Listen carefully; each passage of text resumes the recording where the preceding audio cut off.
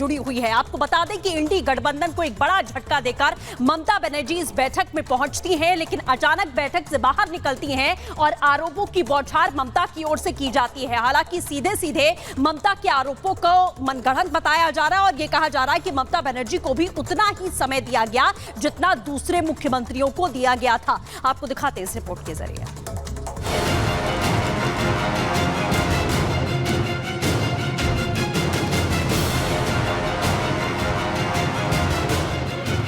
সেই জন্য আমি মনে করি এই সিচুয়েশনে টু রেকর্ড আওয়ার ভয়েস আমি জাস্ট যাচ্ছি, কিছুক্ষণ থাকবো, ভয়েস রেকর্ড করতে দিলে রেকর্ড করব, না হলে প্রতিবাদ করব, করে বেরিয়ে আসবো। সুতরাং চেষ্টা করব আমার স্টেটের হয়ে কথা বলা। विपक्ष की विकास विरोधी सियासत से अब पर्दा उठने लगा है। नेताओं का असली चेहरा सामने आने लगा है। केंद्र सरकार का विरोध करते करते अब नेता देश के विकास के लिए बनी नीतियों का भी विरोध करने लगे हैं और आज भी कुछ ऐसा ही हुआ। दिल्ली में नीति आयोग की गवर्निंग काउंसिल की 9वीं बैठक हुई, जिसमें शामिल होने पहुंची पश्चिम बंगाल की सीएम ममता बनर्जी बीच में ही बैठक छोड़कर बाहर निकल आई। आरोप लगाया कि उन्हें सिर्फ 5 मिनट बोलने की अनुमति मिली, जबकि वो और बोलना चाहती थी। मैं बोलने चाहते थे थोड़ा बात, लेकिन मेरे को बोलने के लिए वो 5 मिनट में स्टॉप कर दिया।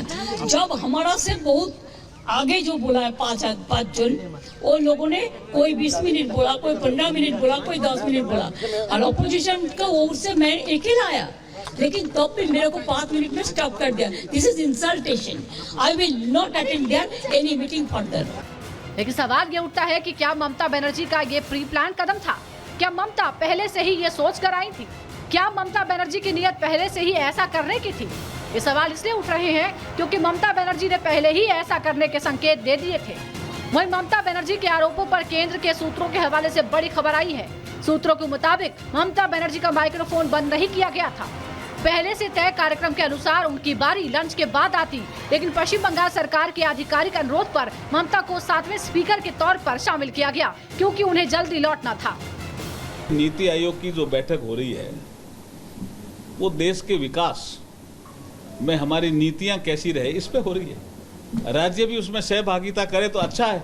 अब लेकिन बहुत से ऐसे राज्य हैं जो मैं देख रहा हूं, आपके माध्यम से जानकारी कर रहा हूं कि इस बजट में हमारे राज्य का नाम नहीं आया। अब भाई नाम नहीं आया तो इसका मतलब क्या उस राज्य में बजट लगेगा नहीं? जैसे महाराष्ट्र का तो उन्होंने खोल करके बताया वित्त मंत्री जी ने, भाई महाराष्ट्र का नाम नहीं है, बजट में नहीं है, महाराष्ट्र में क्या करेंगे। लेकिन 96,000 करोड़ का तो प्रोजेक्ट उन्होंने बताया भी महाराष्ट्र में ऐसे ऐसे लगेंगे। ये राजनीति है, ये नहीं होना चाहिए। एक तरफ ममता बनर्जी के आरोप हैं तो दूसरी तरफ ममता दीदी के पहले से तय कार्यक्रम की बात भी सामने आ रही है। अब देखना होगा कि आरोप प्रत्यारोप के दौर के बीच कौन कितना सच्चा है। Bureau report, Republic Bharat. और इसी खबर पर हमारे सहयोगी दीपेश हमारे साथ जुड़ गए हैं। दीपेश, यहाँ पर सवाल ये खड़ा होता है कि क्या ममता बनर्जी का गुस्सा सियासी है? क्या वो पहले से प्लान करके आई थी कि उन्हें कम समय मिलेगा और वो ऐसे ही छोड़कर मीटिंग जाएंगी? क्योंकि जो उनके बोलने का समय वो लंच के बाद का था, पोस्ट लंच था, लेकिन उन्होंने अपनी जल्दबाजी के चलते लंच से पहले मौका लिया और उसमें स्लॉट से 5 मिनट का ही था। तो ये गुस्सा क्या सियासी है? देखिए बिल्कुल प्रियंका, ये सवाल इसलिए जायज़ लग रहा है क्योंकि जिस तरह से ममता बनर्जी की एंट्री होती है और उसके बाद वे सीधे यहाँ से निकलकर एयरपोर्ट रवाना हो जाती है, यानी ये पहले से स्क्रिप्टेड था, ये पहले से तय था और यही वहाँ पर होता हुआ नजर भी आया। साफ तौर पर ममता बनर्जी की तरफ से जब वे बाहर निकलकर सामने आई तो उनकी तरफ से आरोप लगाए गए कि उन्हें कम वक्त दिया गया और उनका बीच में माइक 5 मिनट बाद की बंद कर दिया गया। लेकिन इसके तुरंत बाद जब गवर्नमेंट की तरफ से चीज़ें निकलकर सामने आई तो साफ तौर पर बताया गया, ये स्पष्ट निकलकर सामने आया, ये बातें स्पष्ट हुई कि 5 मिनट का वक्त था और वो वक्त डिस्प्ले हो रहा था, जो उनके टेबल पर उनके सामने ही डिस्प्ले हो रहा था और उनका वक्त खत्म हो गया था। उसके बाद उनकी बात कंप्लीट हो गई थी। यानी समझा जा सकता है कि हाल ही में इस पूरे घटनाक्रम के बाद जब वित्त मंत्री निर्मला सीतारमण की प्रतिक्रिया सामने आई तो उन्होंने भी ये कहा कि ममता बनर्जी की तरफ से जो आरोप लगाए जा रहे हैं वो निराधार हैं और वो गलत हैं, भ्रामक जानकारियां उनकी तरफ से प्रेषित की गई है, जबकि वे भी उस बैठक में मौजूद थी।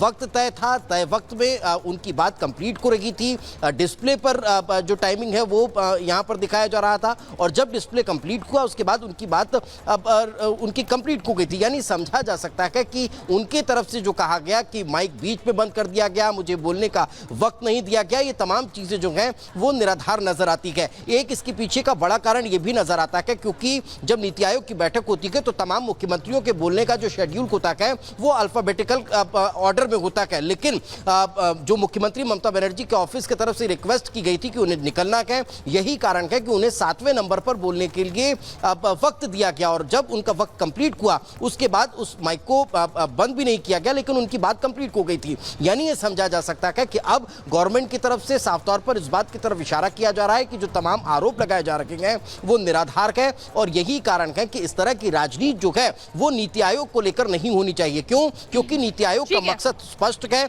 2047 तक भारत को विकसित राष्ट्र बनाना है, और न सिर्फ विकसित राष्ट्र बनाना है, एक और बात, 30 ट्रिलियन डॉलर दीपेश, बहुत ही महत्वपूर्ण जानकारी आप दे रहे हैं। देखिए, सरकार के खिलाफ लगातार जो ममता बनर्जी ढोल पीट रही है उसको लेकर लोगों को भी समझ आ रहा है कि ये सब कुछ सियासत से जुड़ा हुआ है। आपका बहुत शुक्रिया दीपेश हमारे साथ जुड़ने के लिए। लेकिन इसी बीच एक और बड़ी खबर आपको सृष्टि बताएंगी। बिल्कुल प्रियंका, जिस तरीके से हमने देखा ममता बनर्जी की ओर से बड़े आरोप लगाए गए, लेकिन अब बात करेंगे हम उत्तर प्रदेश की। आपको बता दें कि उत्तर प्रदेश में पिछले काफी समय से आप देख रहे हैं कि खींचतान मची हुई दिखाई दे रही है। नेताओं का दिल्ली आने का जो सिलसिला है वो लगातार जारी है, और माना जा रहा है कि एक बड़ी हलचल उत्तर प्रदेश में है। लेकिन आज दिल्ली में बीजेपी शासित राज्यों की मुख्यमंत्रियों की जो बैठक होने वाली है वो बेहद महत्वपूर्ण यहां पर है, और माना जा रहा है कि उत्तर प्रदेश का हल आज की इस बैठक में यानी कि दिल्ली दरबार में निकलता हुआ दिखाई देगा। आपको दिखाते हैं खास रिपोर्ट।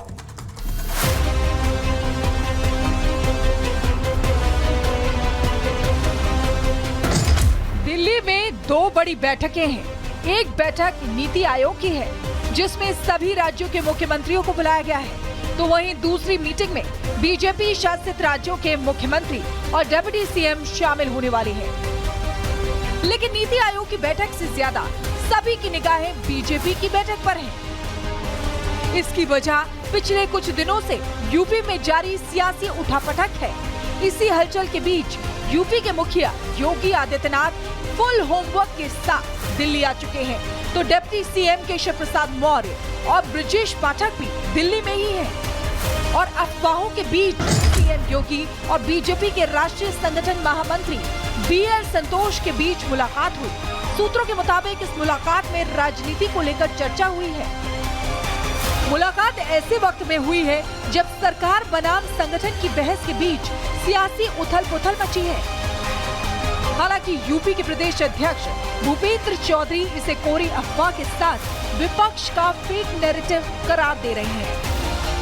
मुझे विश्वास है कि उत्तर प्रदेश की जनता का विश्वास हम लोग, सीएम बदलने की चर्चाएं चल रही है उसको लेकर नहीं, ऐसा कुछ नहीं। विपक्ष ने एक नेगेटिव एजेंडा सेट करके लोगों को गुमराह करने का काम किया और उसी का ये परिणाम। लेकिन धीरे धीरे प्रदेश की जनता सारे विषयों को समझ रही है। इस वक्त यूपी के तीनों बड़े नेता दिल्ली में डेरा डाले हुए हैं, लेकिन सीएम योगी के आलाकमान से मुलाकात की भी खबरें हैं। सीएम योगी पीएम मोदी और अमित शाह से मुलाकात कर सकते हैं। पिछले कुछ दिनों में मुख्यमंत्री योगी आदित्यनाथ ने विधायकों, सांसदों और संगठन से जुड़े लोगों से बात की है, और हो सकता है कि मोदी से मुलाकात में मौजूदा हालातों का फीडबैक दे, साथ ही आगामी उपचुनाव को लेकर भी तैयारियों के बारे में जानकारी दे सकते हैं। कुल मिलाकर एक तरफ दिल्ली में बैठकों का दौर है, तो दूसरी तरफ मुलाकातों का सिलसिला बरकरार है। हर बैठक और मुलाकात का मुद्दा तय है। Bureau report, Republic Bharat. तो देखिए, आपको बता दें उत्तर प्रदेश की सियासत में लगातार हलचल बढ़ती जा रही है, लेकिन वहां पर तीखे प्रहार भी एक दूसरे पर किए जा रहे हैं। अगर हम केशव प्रसाद मौर्य की बात करें या अखिलेश यादव की बात करें तो लगातार मोहरे पर महाभारत की जा रही है, और ऐसे में तीखे शब्दों के बाण भी एक दूसरे पर फेंके जा रहे हैं। ऐसे में क्या कुछ मौजूदा स्थिति बनी हुई है, क्या कुछ एक दूसरे पर आरोप लगाए जा रहे हैं, इस रिपोर्ट के जरिए आप देखिए।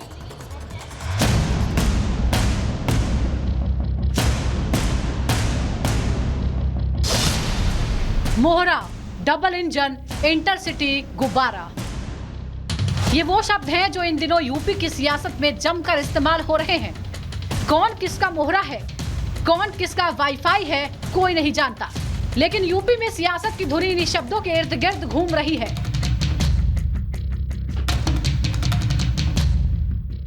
यूपी की राजनीति में एक तरफ केशव प्रसाद मौर्य और अखिलेश यादव के बीच जुबानी लड़ाई है। सियासी सूरमाओं के बीच ये जंग नई नहीं है। अक्सर दोनों नेता एक दूसरे पर तश्कर से तीर छोड़ते हैं और सियासी बखेड़ा खड़ा कर देते हैं। जिस तरह यूपी बीजेपी में सियासी खटपट की बातें सामने आ रही है, इसे लेकर अखिलेश यादव चुटकी ले रहे हैं। सोशल मीडिया एक्स पर अखिलेश की हर दूसरी पोस्ट बीजेपी से जुड़ी होती है। जिस तरह उत्तर प्रदेश के दोनों डिप्टी सीएम दिल्ली पहुंचे, उसे लेकर एक पोस्ट किया गया जिसमें उन्होंने लिखा, लगता है डबल इंजन वालों के बीच एक और इंजन आ गया है जो दिल्ली लखनऊ के बीच शंटिंग करता है। ऐसा लग रहा है कि दोनों राजधानियों के बीच कोई इंटरसिटी आवागमन सेवा चल रही है। इस चुटकी पर केशव प्रसाद मौर्य अखिलेश यादव को उनका इतिहास याद दिलाने लगे। समाजवादी पार्टी की हार पर हार का गणित बता रहे हैं और साल 2027 में बीजेपी की जीत की गारंटी दे रहे हैं। कांग्रेस के मोहरा सपा मुखिया अखिलेश यादव 2027 में पराजय सुनिश्चित देख अनाप शनाप बयानबाजी कर रहे हैं। जनता से झूठ बोलकर 2024 में मिली सफलता से वो गुब्बारे की तरह फूल गए हैं।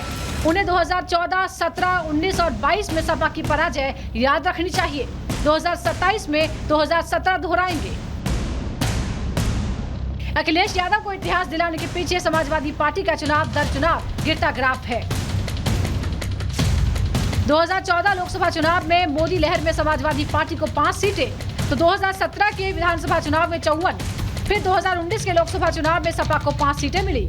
इसके बाद 2022 में विधानसभा चुनाव में अखिलेश के खाते में महज 111 सीटें आई।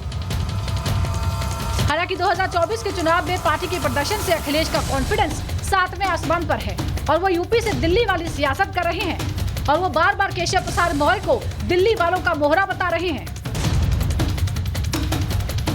और ये खुल इसलिए रहे हैं कि कुछ लोग मोहरा बन गए हैं। वो मोहरा हैं, दिल्ली के वाईफाई के वो पासवर्ड हैं। ये नई तरह की टेक्नोलॉजी, तो टेक्नोलॉजी के हिसाब से बोलना पड़ रहा है। अखिलेश के मोहरे का जवाब केपी मौर्य ने उन्हीं के अंदाज में दिया। अखिलेश को कांग्रेस का मोहरा बता दिया। सपा मुखिया अखिलेश यादव और उनका कुनबा पिछड़ों और दलितों का कट्टर जन्मजात विरोधी है। सपा का पीढ़ बहुत बड़ा धोखा है। विदेशी शक्तियों के हाथ खेल रही कांग्रेस के मोहरा अखिलेश यादव ने प्रधानमंत्री मोदी को तीसरी बार प्रधानमंत्री बनने से रोकने में कोई कसर नहीं छोड़ी। फिलहाल यूपी की सियासत में मौर्य वर्सेस अखिलेश की लड़ाई खत्म होती नहीं दिख रही। ना तो अखिलेश मान रहे हैं और ना ही केशव प्रसाद मौर्य पीछे हटने को तैयार हैं। Bureau report, public Bharat.